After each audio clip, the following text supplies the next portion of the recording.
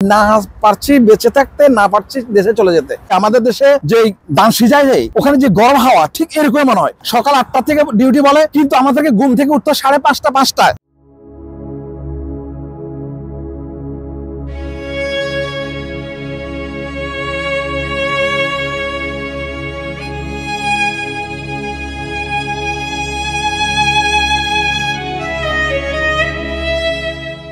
আসসালামু আলাইকুম দর্শক, ভয়েস বাংলার মাধ্যমে আজকে আমি আরেকজন নতুন প্রবাসীর সাথে পরিচয় করে দিব।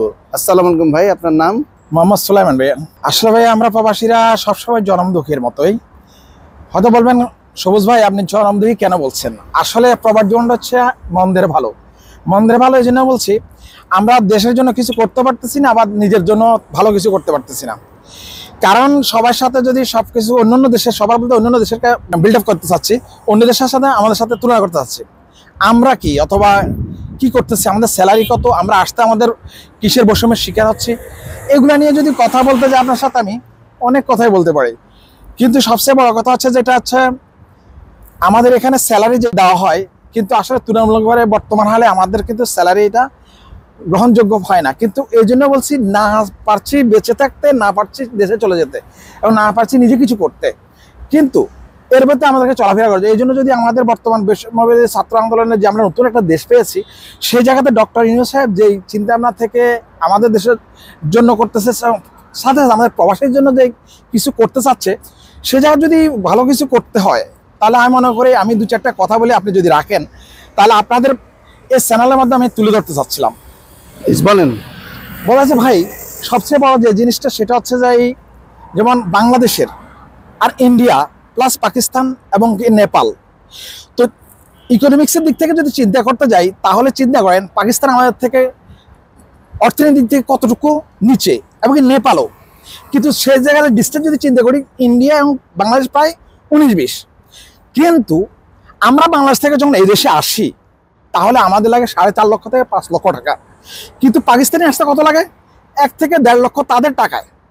এবং কি নেপালে যদি আসে তাদেরও লাগে 80-90 1 লাখ টাকা। ইন্ডিয়ানে যদি আসে তাও তাদের 1 লক্ষ টাকার ভিতরে হয়ে যায়। আর কিন্তু আমরা যারা বাঙালিরা এই দেশে আসি না কেন, কিন্তু আমাদের কত হয় ভাই? 4.5 লক্ষ থেকে 5 লক্ষ টাকা। এবার চিন্তা করেন, একজন মধ্যবিত্ত অথবা নিয়মিত মানুষ ছাড়া প্রবাসে আসে না, তা এই 4.5 লক্ষ 5 লক্ষ টাকা কোথায় পাবে? আপনাদের কাছে প্রশ্ন। তখন কি করে? মায়ের কাছে সোনা বিক্রি করে, গাওয়ালের যে গরু আছে ধ্যান গরু, এটা বিক্রি করে দেয়, অথবা বোনের কানের জিনিস এগুলো বিক্রি করে, অথবা জমিন কর দিয়ে আসে। আসার পরে দালাল আমাদের সবটা বহুত কিছু দেখায়। 1500 টাকা বেতন, বাংলা টাকা 45-50 হাজার টাকা, খাওয়া কোম্পানির, থাকা কোম্পানির, প্লাস এসি রুমে থাকবেন। কিন্তু যখন এয়ারপোর্ট থেকে যখন আমরা পদার্পণ করি, যখন বাইরে দিকে যখন যেই আগুনের যে তাপ, মানে চুল্লি, আমাদের দেশে যে ধান সিজায় যায়, ওখানে যে গরম হাওয়া, ঠিক এরকম মনে হয়। যাক, তবু ওই যে দালালে যেটা বলে না, দেখবেন এসি রুমে আসেন, এসি গাড়িতে যাবেন, এসি রুমে কাজ করবেন, কিন্তু আসলে ভাই ডাইরেক্ট মিথ্যে কথা। আসি দেখি যে বড় একটা ক্যাম্প, এই ক্যাম্পের ভিতর দিয়া সকাল 8টা থেকে ডিউটি বলে, কিন্তু আমাদেরকে ঘুম থেকে উঠতে 5:30 5টায় উঠে সিরিয়ালে থাকতে হয়। সিরিয়ালে থাকে ওই যে বাথরুম আছে না, যে বাথরুমের কথাটা বলতাম, ওই বাথরুমে সিরিয়াল লাগতে হয়। তখন এই বাথরুম সেরে 7টা 7:30 আগে গাড়ি যখন উঠবো, ঠিক ওখানেও সিরিয়াল। ওই সিরিয়ালে যখন আমার সাইডে আসে, এই যে দেখেন আমার এই যে পার্শ্ববর্তী যে প্রবাসী ভাইরা, এরা এই বাঙালি, চিন্তা করেন এই ভাইগুলো দেখেন আসছে কটায়? এখানে 8টা বাজে নিয়োগ দিয়েছে কাজে। এই 8টা বাজে কাজ স্টার্ট করছে, এখানে আইসা 5টা পর্যন্ত করবে, মাঝখানে 1 ঘন্টা লাস্ট টাইম।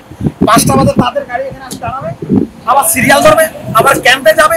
ক্যাম্পে গেলেই সে আবার ক্যাম্প থেকে রুমে সোম পর্যন্ত, মানে রাতের 1টা 12টা খানা দানা রেডি করে গোসল পায়বাড়ি পরিষ্কার হতে হতে ওখানেও সিরিয়াল। কিন্তু আমার কথা ওগুলো না, এত কষ্টসাধ্য স্বীকার করেও কিন্তু তার বেতন কত? 850, 900, 1000, 1100। আর একজন ইন্ডিয়ান, তার বেতন কত? তাও কাজ করতেছে। তাদের বেতন যদি চিন্তা করেন, তাদের বেতন হচ্ছে 1600, 1700, 1800 এরকম। তারা আসতে কত লাগছে? আমাদের প্রশ্ন ওখানে। এই বৈষম্যের জন্য আপনি মানে আমাদের গভর্নমেন্টের কাছে আপনার প্রত্যাশা কি? ভাইয়া, এই গভর্নমেন্টের কাছে আমার একটাই প্রত্যাশা, যে গত জীবনে আমাদের মতো অনেক প্রবাসী অনেকভাবে এই কথাগুলো উপস্থাপন করছেন, কিন্তু কোনো কার্যকারী ভূমিকা আমাদের সরকার কি নিচে কিনা আমি জানি না। তবে বর্তমানে ডক্টর ইউনূস সাহেব যে চিন্তা ভাবনা করছে প্রবাসীদেরকে নিয়ে, যদি ওনাকে এই জন্য আমরা সাধুবাদ জানাই। সাথে সাথে এই বৈষম্যটা দূর করার একমাত্র কারণ, যেমন ইন্ডিয়া, পাকিস্তান, বাংলাদেশ, নেপাল, এই বৈষম্য দূর করার জন্য একটাই, সেটা হচ্ছে উনি পুরো বিশ্বের মধ্যে একজন পরিচিত মানুষ, শুধু রাজনীতির দিক থেকে না, একজন নোবেল প্রাপ্ত মানুষ হিসাবে, শান্তি অগ্রদূত হিসাবে উনি যদি এসব দেশে যে বিষয়গুলো বাংলাদেশে স্থানান্তরিত করা হয়, দেওয়া হয় বাঙালিদের জন্য, ঠিক সেম ক্যাটাগরি যেমন ইন্ডিয়ানরা পায়, বাংলাদেশ ইন্ডিয়ান টাকা 1,20,000 টাকা, ঠিক পাকিস্তানেরও 1,20,000 টাকা, নেপালেরও 1,10,000 আসতে পারে, ঠিক বাংলাদেশেও যদি সিন্ডিকেট ব্যান করে দিয়ে, সিন্ডিকেট বন্ধ করে দিয়ে, সেটা যদি 80,000, 1,00,000, 1,20,000, 1.5 লাখের ভিতরে যদি আনা নেওয়া হয়, আসতে পারে আমাদের মতো সাধারণ প্রপার্টি, তাহলে তো আলহামদুলিল্লাহ। তাহলে আমরাও টেনশন করি না, আমাদের বেতনও 1,000, 1,200, 1,500 যাই হোক না কেন, আমরা ন্যূনতম শান্তি থাকতে পারি। কি লাগে, কিন্তু আমি দেশ থেকে আসতে আমার 1,20,000, 1,30,000 টাকা লাগছে, কিন্তু সেই জায়গাতে আমার আসতে লাগে 4.5 লক্ষ টাকা। এই 2 বছর একটা বিশের মেয়াদ, এখন আমি 4.5 লক্ষ যদি 5 লক্ষ টাকা খরচ করে আসি, এই যে 1,200 টাকা অথবা 1,000 টাকা অথবা 1,300 টাকা আমি চাকরি করি, তাহলে আমার কষ্ট হচ্ছে কত? খানা খরচ এখানে যাচ্ছে নিম্নস্তর 6 থেকে 500 টাকা, আমার জন্য বাঁচছে কত? 600 টাকা, বাংলা 18,000, 20,000 টাকা। এখন চিন্তা করেন যে আমি মার্কানের স্বর্ণ অথবা গোয়ালের গায়ে বিক্রি করে আসলাম, তো আমাদের এই টাকাটা আমি কখন ঋণ শোধ করবো? 2 বছর যেতে না যেতে আবার বিশাল পেঁয়াজ শেষ, তখন আবার নতুন করে বিষয় লাগাতে কোম্পানি যদি লাগিয়ে দিলে তো ভালো, না হলে অধিকাংশ কোম্পানি কয় না, 20 টাকা অর্ধেক তোমরা দাও, তখন সে আবার যে লাউ সে কদু হয়ে যায়। এখন আপনি চিন্তা করেন আমরা কিভাবে এখানে কিভাবে আছি, তাহলে মন্দের ভালো না পারছি দেশের জন্য কিছু করতে, না আমার ফ্যামিলির জন্য।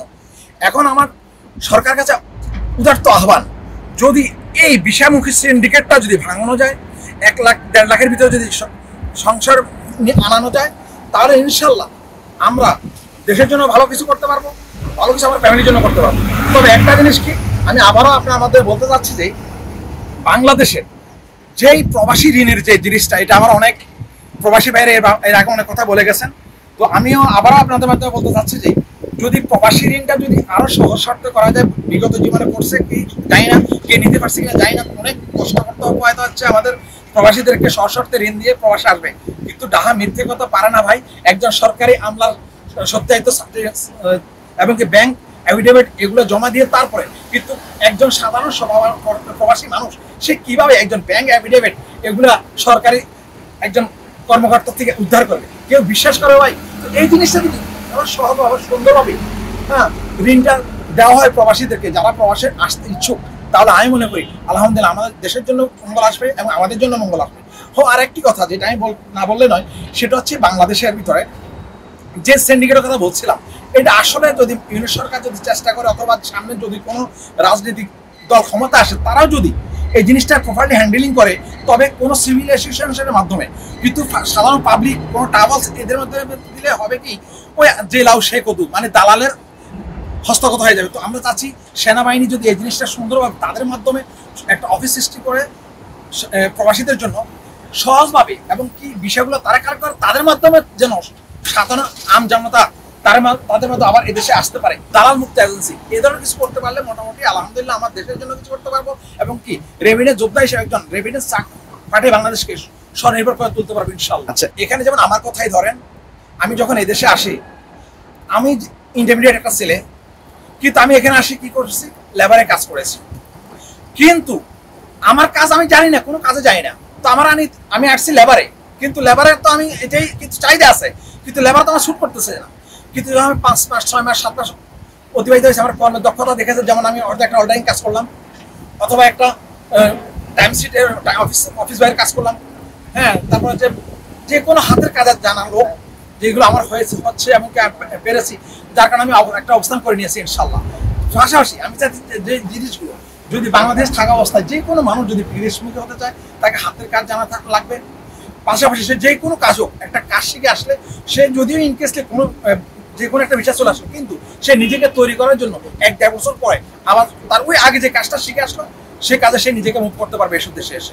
না হলে খালি হাতে এসে শুধু মুখ নিয়ে এসে আমি এই করবো সে করবো, মিশে কথা, কারণ বিদেশ কাজ চায়, আর এদেশে লেবার কস্ট ভাই, আপনি আসেন ঠিক আছে, 600-700 টাকা বেতন দিবে, সব মিলে 800-900 টাকা, কোনো পয়দা হবে না। তাই বাংলাদেশ থেকে আসার পূর্ব মুহূর্ত পর্যন্ত আপনি দেশের যে কোনো কাজ, লন্ড্রি থেকে শুরু করে, টেইলারিং থেকে শুরু করে, গার্মেন্টস সেক্টর থেকে শুরু করে, তারপরে ওয়েল্ডিং থেকে শুরু করে, ড্রাইভিং থেকে শুরু করে, এভরিথিং, যে কোনো একটা হাতের কাজ জানা থাকলে আপনার কাছে একটা হাতের কাজ আছে। যেমন কাজ যদি নিয়ে আপনি জমি নিয়ে যান, ঘাস কাটতে পারবেন, আপনার বুকে বল আছে, কিন্তু আপনি কোনো কাজে জানেন না। যেমন আমার মতো আইসে এখানে 1-1.5 বছর 2 বছর গড়ে হরে বল, বাঙালি বেতন দিবই আর কত, 600 দিলে আলহামদুলিল্লাহ।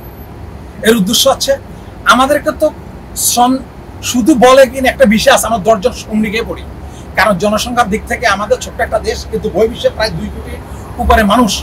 এর একমাত্র আমাদের চাহিদার অধিক আমরা এখানে। তো যদি বাংলাদেশ থেকে যদি আসার সময় যদি সঠিকভাবে আমাদেরকে প্রবাসে হ্যান্ডেলিং করা, যদি কোনো তৈরি করা হয়, অফিস তৈরি করে তুমি কোন বিষয়ে যাচ্ছ, কেন যাচ্ছ, ঠিক আছে, বেতন কত, এগুলো এবং থাকা কে দিচ্ছে, খাওয়া কে দিচ্ছে, এগুলো যদি আদার চিন্তা করে থাকে, যদি সরকার মনে হয় আমার লেবারকে আমি 1000 টাকা নিচে ছাড়বো না, তার ওখানে কর্ম কি ওইটা সঠিক কিনা, তাহলে আমি ছাড়বো।